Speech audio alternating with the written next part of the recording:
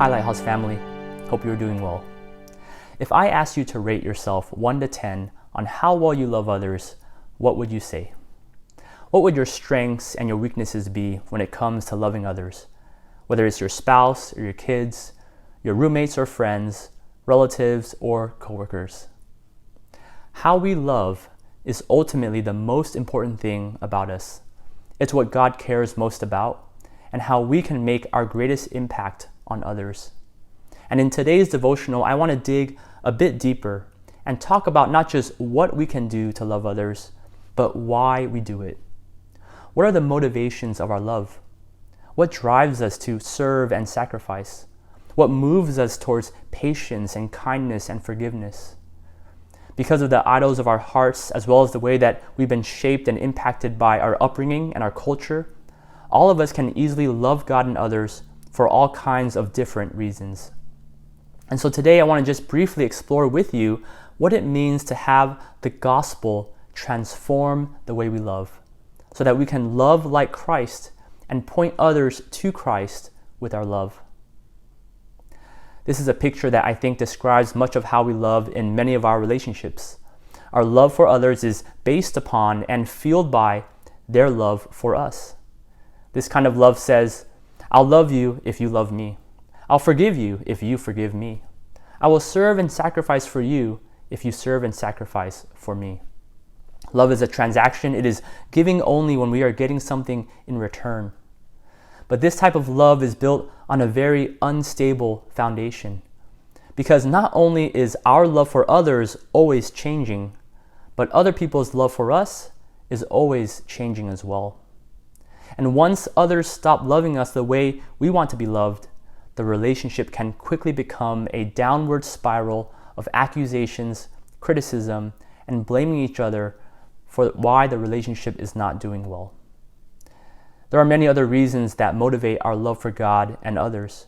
We could be motivated by duty or guilt because we feel bad about something. We could be motivated by a desire to appease others or impress, to control a situation because it makes us feel good or to receive some kind of reward. We could be motivated by pride, thinking we are better than other people, or by fear because we're scared to get in trouble. We could even be motivated by comfort, seeking to make our own lives easier and better as we love others.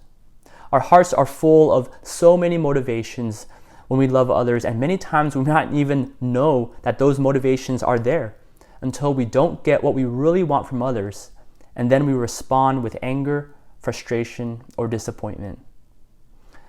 What then does it mean to be motivated by the gospel in our love?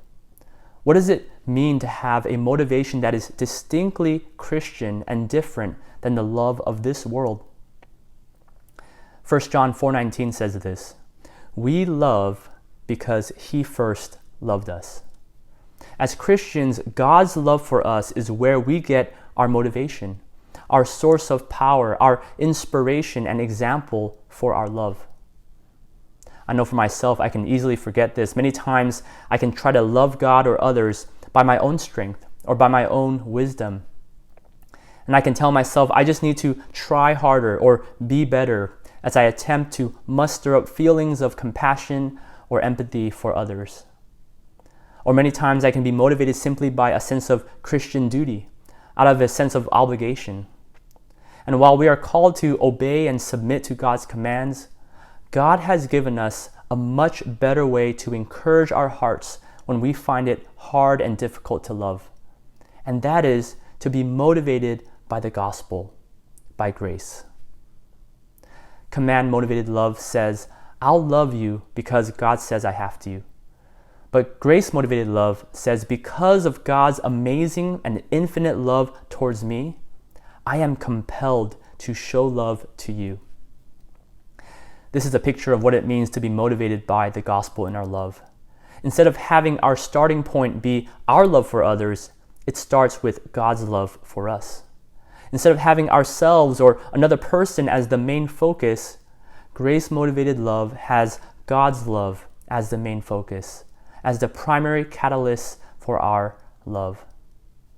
And compared to the earlier picture that we saw of worldly motivated love, which has a very unstable foundation, grace-motivated love has the most stable foundation, a foundation that is solid and constant, because God's love, unlike our love, never changes. God's love for us is the never-ending source of motivation for our love, and we can now love others out of an overflow of loving Him. A passage that illustrates this so clearly is Luke chapter 7, verses 36-50, where Jesus compares Simon the Pharisee to a woman who was weeping and anointed Jesus with expensive perfume and even wiped his feet with her tears. And I love this passage because it gives us this contrast between the woman who had been transformed by grace and Simon the Pharisee, who only understood grace intellectually. Simon was blinded to his sin. He was emotionally cold. He believed he was better than others. He was calculated in his giving. And even though he probably understood grace intellectually, he had a heart that was absent of grace, a heart that never truly experienced grace. In contrast, the woman in the story recognized her sin. She was emotionally overwhelmed. She believed she was the greatest sinner in the room, and she was generous in her giving. Most importantly, she had a heart that was transformed by grace. Both Simon and the woman were spiritually bankrupt. Both were great, great sinners. But only the woman recognized it, and as a result, was overwhelmed with grace and forgiveness that was shown to her through Jesus. And from this comparison, Jesus says this famous phrase, "Therefore I tell you, her sins, which are many, are forgiven, for she loved much. But he who is forgiven little loves little." Here, Jesus gives us the reason why the sinful woman was able to love in such an amazing way, while Simon the Pharisee was not able to. Jesus says, if you know and believe and understand that you have been forgiven much, you will love much. But if you think you've only been forgiven only a little bit, you will love little. The Pharisees did not know how to love others well because they have not experienced themselves what it was like to be loved well. Because they were so prideful and blinded to their own sin, they didn't realize how much they needed to be forgiven and loved by God. But for this woman, this sinner, God's love was everything to her. God's love was the biggest thing in her life and the most life-transforming thing she's ever experienced. And because of that, she was able to display such extravagant and amazing love. Well, what about you? Do you believe that you have been loved much, forgiven much? Do you believe that you are in desperate need of grace and forgiveness? Or do you think that you are doing pretty good and you just need a little help from God? You cannot give what you do not have. So if you have not been transformed by grace, you cannot give grace to others. The power to love comes from when you recognize and remember God's love for you. Right? The power to love comes from when you yourself are changed and transformed by God's love.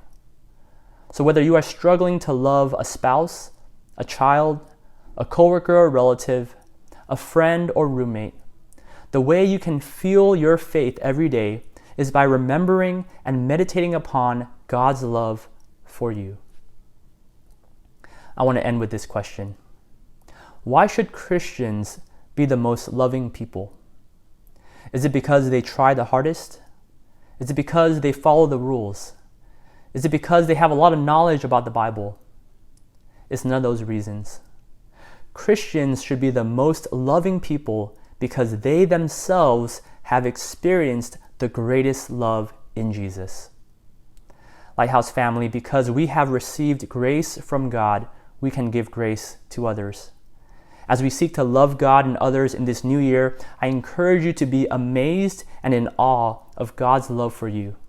And as your heart is transformed by grace, you can then love others with grace-motivated love.